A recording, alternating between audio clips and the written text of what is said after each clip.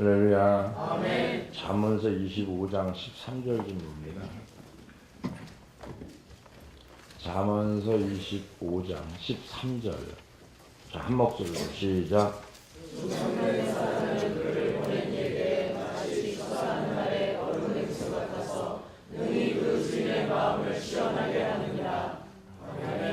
할렐루야. 아멘. 오늘 말씀에 보면은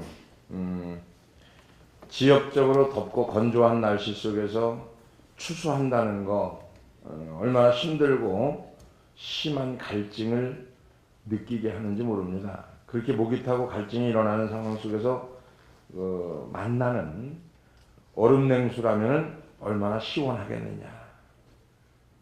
어떻게 보면 그 냉수를 시원하게 먹고 또 더 나아가서 짜릿하겠느냐는 얘기죠. 우리가 시원한 얼음 냉수처럼 하나님을 시원하게 해드릴 수 있는 인생, 이 인생만 된다고 하면은 아마 그거보다 복된 일은 없을 거예요, 그죠? 응? 옆에 사람하고 일단 다른 건 모르고 오늘만큼은 시원하게 예배드리자. 할렐루야. 그래서 신앙생활이 주님을 시원하게 해드리는 추수하는 날 얼음 냉수 같은 결과가 있게 해달라고 우리가 늘 기도해야 되고요. 충성은 이런 간절한 소원으로 성령의 9가지 열매 중에서도 충성에 대해서 말씀하고 있고, 오늘 본문에서 말씀하고 있는 게 뭐냐면 충성된 자자는 이렇게 말하는 거죠. 충성은 원어를 보니까 그 내용이 뭐라고 담겨 있냐면 신실함이라고. 신실함. 그 뜻을 가지고 있는데, 성령 충만한 사람을 자신의 삶 속에서 성실하고 자기 자리에서 최선을 다하는 신실한 사람임을 알 수 있다는 얘기죠. 우리가 잘 아는 베드로 있죠, 베드로. 그죠? 예수님을 만나기 전날 밤에 밤새도록 그물질을 했어요. 고기 한 마리 잡을 수 없었던 지독한, 어떻게 보면 진짜 실패를 경험한 사람, 아주 지독히 실패를 경험한 사람, 누구예요? 베드로입니다. 그러나 주님은 고기 한 마리 잡지 못한 어부 베드로의 무능함에 초점을 두지 아니하시고, 그런 상황에도 불구하고 밤이 새도록 끝까지 자리를 지키고 포기하지 않았던 베드로의 그 신실함에 주목을 합니다. 우리 주님은 우리의 능력이 아니라 저와 여러분의 어떤 신실함이라고 하는 거죠. 충성이라고 하는 건데, 그 단어를 원어로 보면은 피스니스, 다시 말하면 신실함이라는 단어가 내포되어 있는데, 이 자체가 은혜인데, 만약 그때 베드로에게 주님이 고기를 많이 잡은 것을 보시고, 야, 이놈 참 쓸만하다, 응? 내가 이놈을 좀 불러다 써야 되겠다 라고 생각했으면 아마 성경 상황이 아마 전체적으로 달라졌을 거예요, 그죠? 그거 한마디로 인해서. 그러나 주님은 원하던 거, 주님의 초점은 베드로의 능력과 그가 낸 결과에 있지 않으시고, 세상에서 큰 돈을 모으고 사업을 성공하고 넓은 집으로 이사가고 큰 교회를 일궈내고 하는 것은 주님의 시각으로 보면은 다 부질없는 짓이다라고 하는 거죠. 하나님의 관점은 성공 여부에 달려있는 게 아니에요. 하나님은 그가 자신에게 맡겨진 일에 얼마나 신실하게 충성 끝까지 최선을 다하느냐. 아멘. 거기에 초점이 있는 거죠. 아멘. 결과만을 보는 게 아니라 중간에 이 과정 굉장히 중요한 거예요. 아멘. 인생을 살아가면서 결과만을 보는 게 아니죠. 과정이 중요한 거예요. 아멘. 하나님의 평가 기준은 세상의 평가 기준과 다릅니다. 개인적으로 신실함이란 충성, 이 단어에 대해서 묵상하면서 은혜를 받은 게 하나 있는데, 이 충성이라는 걸 가만히 생각해 보니까 중심의 태도를 말하더라는 얘기죠. 신실하다라고 하는 것은 마음에서 나오는 거거든요. 그럼 마음에서 나오는데 충성하는 자를 가만히 들여다보면은 어디 갑니까? 중심 속에서 이루어지더라는 거죠. 충성은 마음으로 승복하는 중심의 태도를 말하는 것이고, 충성이라고 하는 것은 다시 말하면 하나님에게 설득된 상태를 충성이라고 말합니다. 하나님께 설득되어 마음으로 승복한 내적인 태도, 외적인 태도가 아니고 내적인 태도. 근데 우리는 내적인 태도보다는 외적인 태도를 더 중요시합니다. 우리나라 사람들은 충성을 행위적인 개념으로 생각하는 경향이 좀 많은데, 헌신하고 땀 흘려 일하고 봉사하고 열매를 많이 거두는 것을 충성이라고 생각합니다. 물론 성령의 열매로서의 충성은 그런 행위적인 의미보다는 내적인 마음의 상태를 뜻하는 것이 충성입니다. 내가 쉬운 말로 얘기하면 하나님께 설득당한 상태가 충성이라는 거죠. 은혜 받는 거 하나님에게 설득당한 상태. 그러니까 무슨 일이든지 할 수 있는 거거든요. 내가 하나님께 승복당한 마음의 상태가 바로 충성이라고 하는 건데, 오늘날 사회의 문제가 뭐냐면은 행위적인 충성은 넘쳐납니다. 행위적인 거. 근데 내적인 승복, 다시 말하면 충성은 아주 찾아보기가 어렵다라고 하는 거죠. 교회에서도 겉으로 보이는 행동적인 충성 같은 것은 참 많아요. 마음으로 승복하는 내적인 충성, 내적인 신실함, 이거는 교회에서도 찾아보기 힘듭니다. 교회는 서로의 관계에서 신실함이 내포되어 있는 관계가 진정으로 하나님이 기뻐하는 충성인데, 그게 바로 혼자 되냐? 안 됩니다. 신실함, 충성, 내적인 거 혼자 돼요? 안 돼요. 서로 노력해야 돼요. 쌍방간의 피차. 그죠? 저 같은 경우에는 성도들 앞에서 늘 동일한 모습을 볼 수 있도록 노력해야 되는 게 제 임무고요. 또 성도들은 가정에서 남편이나 아내나 자녀들에게 신실함의 인격이 나타나야 된다는 거죠. 하나님이 원하시는 것은 진정한 마음의 승복을 원하는 거예요. 이게 순종이죠. 하나님과의 관계도 마찬가지입니다. 사람을 사랑하면서 목사님 늘 얘기하는 거 있잖아요. 기본을 얘기해야 된다. 행위적 기본을 말하는 게 아니에요, 목사님. 마음의 기본. 마음의 기본이 이루어지면은요, 물이 속에서 차서 흐르지 바깥에서 차서 들어가지 않거든요. 우리 내면 속에서 이 충성이라는 것을 다시 한번 묵상해 보면은 내면의 중심 상태가, 그죠? 중심 상태가 누구에게 속해 있는 거죠. 하나님께 속해 있는 거. 가정에서는 또 남편이나 아내나 자녀들에게 그 신실함의 인격이 드러나야 된다. 이거는 피차. 너만 해야 되고, 이 사람만 해야 되고, 남편만 해야 되고, 아내만 해야 되는 게 아니라 쌍방이고 피차해야 돼.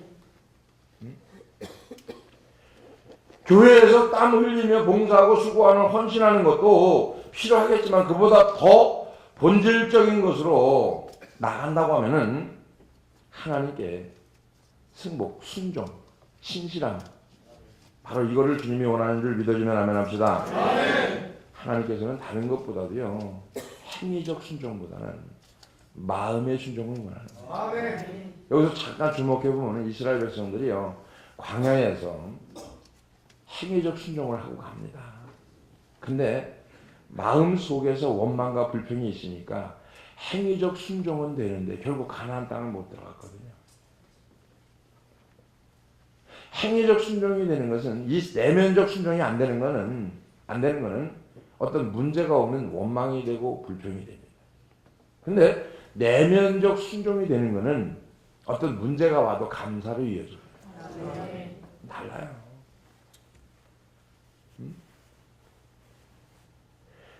하나님께서는 마음의 순종을 원하고 있고 행동으로 순종과 함께 마음의 순종, 이스라엘 백성들의 행동으로는 주님을 따랐지만 마음의 순종이 안 되니까 계속해서 원망과 불평과 애굽을 그리워하는 일들 속에서 고난과 고통이 계속 이어져 갑니다. 자, 지금 우리도 똑같아요. 응? 마음의 순종이 안 되니까 본인은 알아요. 마음의 순종이 안 되니까 불평이 나오고 원망이 나오고 다른 사람 험담이 나오고 정죄가 나오고 판단이 나오는 거거든요. 근데 마음의 순종만 이루어지면은 절대로 이스라엘 백성들처럼 애굽을 그리워하지 않는다는 거죠. 우리는 근데 공의만 내세울 때가 있고요. 어떤 자녀에게는 너무 사랑을 내세울 때가 있고요. 아니에요. 공평. 공의도 50%, 사랑도 50%가 돼야 된다. 우리의 생각으로 하나님이 하시는 일이 이해가 안 가고 납득도 안 되지만 영혼과 영혼을 이으시는 하나님 앞에서는 하루살이보다 못한 우리 인생이 다 알 수 없는 하나님의 깊은 뜻이 있음을 믿고 그 안에서 마음의 순종이 이루어지기를 결단하는 시간들 되어지기를 주님으로 축원합니다. 우리는 바로 내면에 자리 잡고 있는 어떤 하나님의 평강이 있어야 돼요. 내면 속에서. 예수 믿는다는 것은 좀 편안해야 돼요. 옆에 사람 봐봐요. 편안한가? 참 불편한가? 한번 보세요. 어떤 것 같아요? 예수 믿는 사람의 마음이 편해야 돼요. 이게 뭐냐면 마음에서부터 마음이 하나님에게 정복당한 상태. 하나님께 드려진 상태. 자, 하나님께 마음으로 승복당하고 설득당하여서 영적으로 온전히 충성하는 하나님 앞에서의 신실함의 은혜가 우리 큰샘교회 모든 성도들에게 있기를 주 이름으로 축원합니다. 그래서 어떤 상황에서도 흔들리지 않는 진정한 평강의 축복이 여러분에게 일어나기를 주 이름으로 축원합니다. 진정한 평강의 축복. 우리 때와 하나님의 때는 다르요. 그죠? 우리 때하고요, 하나님의 때가 달라요. 충성은 지속적으로 충성하는 삶의 모습을 의미하고 있고, 신실함이라고 하는 단어는 지속이라는 단어가 포함되어 있는데, 성경이 말하는 충성, 신실함은 반짝 열심을 내는 차원의 열심이 아닙니다. 우리가 잘 아는 마태복음 25장 달란트 비유를 보면요, 마태복음 25장 14절 15절을 보면은요, 어떤 사람이 타국에 갈 때 그 종들이 불러 자기 소유를 맡긴 것 같으니 15절 각각 그 재능대로 한 사람에게는 5달란트, 한 사람에게는 2달란트, 또 한 사람에게는 5달란트를 주고 떠났는데 어떡합니까? 자, 떠났어요 이제. 근데 19절에 보면은 오랜 후에 그 종들이 주인이 돌아와 그들과 결산할세 그럽니다.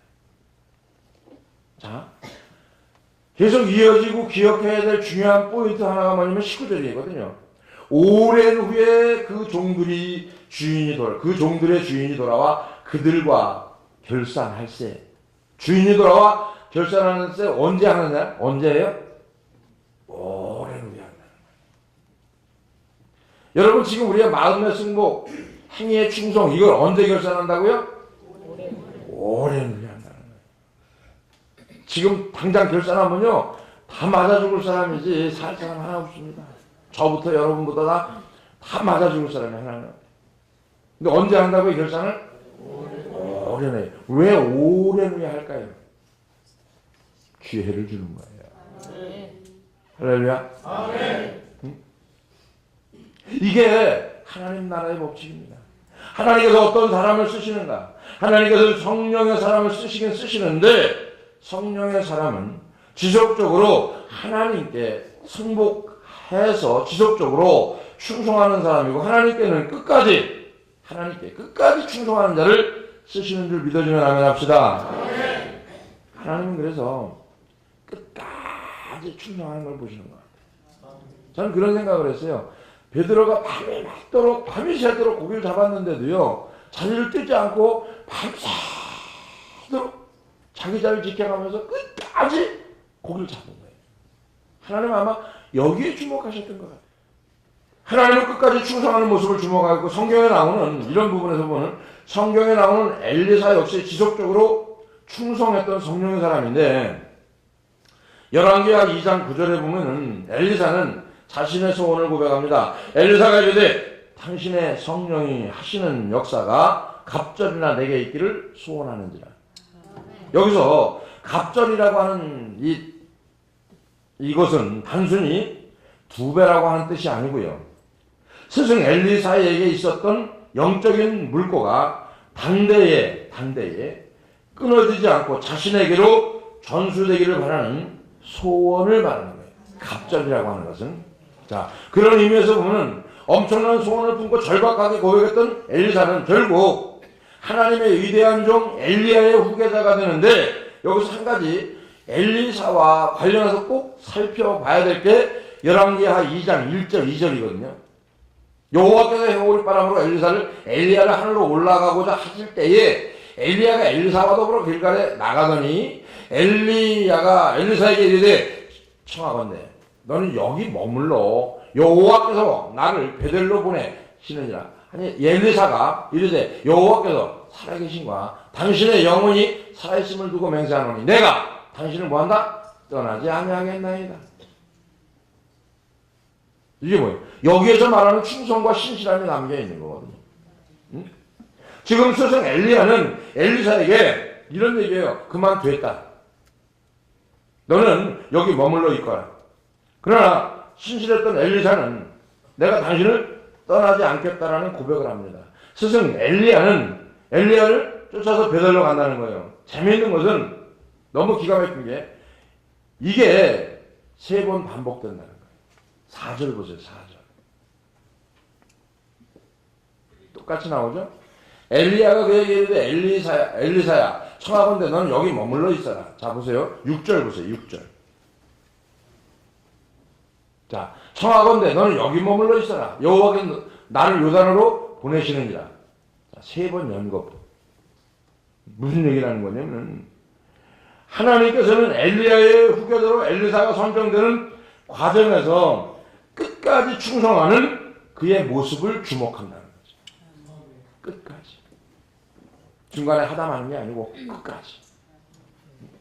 스승 엘리야가 반복해서 이제 그만 따라오너라 이렇게 말해도 엘리사는 끝까지 내가 당신을 떠나지 않겠나이다 라고 말하면서 스승을 따라갑니다. 길갈에서 베델로, 베델에서 여리고로, 여리고에서 요단에 이르기까지 끝까지 충성하는 이런 엘리사의 모습에서 우리는 충성, 다시 말하면 신실함이라는 단어를 떠올리게 되죠. 사실 오늘날 우리는 너무 똑똑한 게 화근이에요. 그죠? 옆에 사람하고 너무 똑똑해서 화근입니다. 옆에 사람하고 너무 계산이 빨라서 화근입니다. 지나치게 똑똑해서 화근입니다. 요즘 시대가 너무 똑똑해서 화근이 됩니다. 너무 똑똑해요. 응? 계산도 빠르고요. 그죠? 지나치게 똑똑하고요. 지름길로 가는 법 어떻게 그렇게 잘하는지 몰라요. 응? 하나님은 우직하게 섬기는 지속적인 충성의 모습을 놓치고 있다라고 하는 거죠. 그러나 하나님은 지속적으로 끝까지 충성하는 사람을 쓰신다는 사실을 꼭 기억하시기를 제 이름으로 축원합니다. 하나님은 오늘 하루만 반짝 열심을 내는 열심을 원하는 게 아니에요. 변함없이 오래도록 하나님을 사랑하고 예배를 사랑하는 이 신실한 종들 때문에 어떻게 보면 교회가 은혜를, 그 은혜 위에 은혜를 누리게 되는 줄 믿습니다. 그죠? 끊임없이 드려지는 우리 성도들의 눈물의 기도가 교회를 세우고 그 충성이 교회를 만들어간다. 우리 모두 하루 이틀에 그치는 반짝 충성이 아니라 이 땅을 떠나 천국 가는 순간까지 하나님 앞에 진정한 마음의 승복으로 지속적인 충성이 되어지기를 주의 이름으로 축원합니다. 마지막으로 보면은 우리가 충성하기 위해서는 먼저 하나님의 신실함이 선행되어야 되겠다.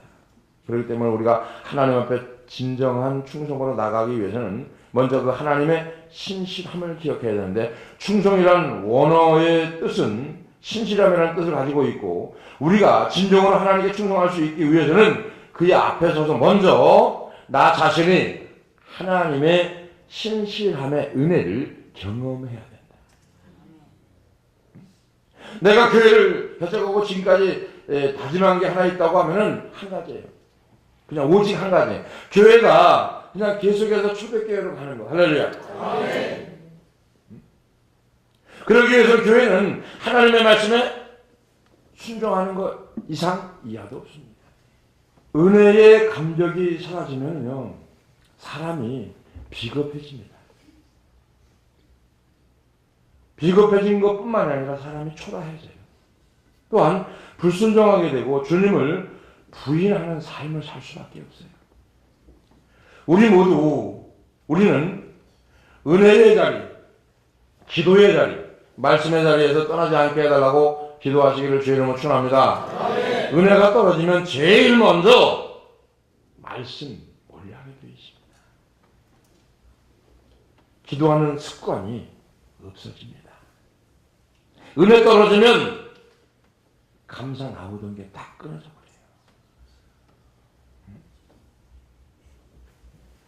그 다음에 은혜가 떨어지면 또 한 가지 바로 찾아오는 게 뭐냐면 합리화시켜 나갑니다. 자기하고 어떤 일하고 이렇게 합리화를 시켜 나갑니다. 자기 자신만이 영역으로 자기 자신의 합리화시키면서 모든 것에서 감사가 메말라져 버립니다. 감사가 없어진 삶은 위험한 삶입니다. 이런 데서 돌아서는 자 되어지기를 주의 이름으로 축원합니다.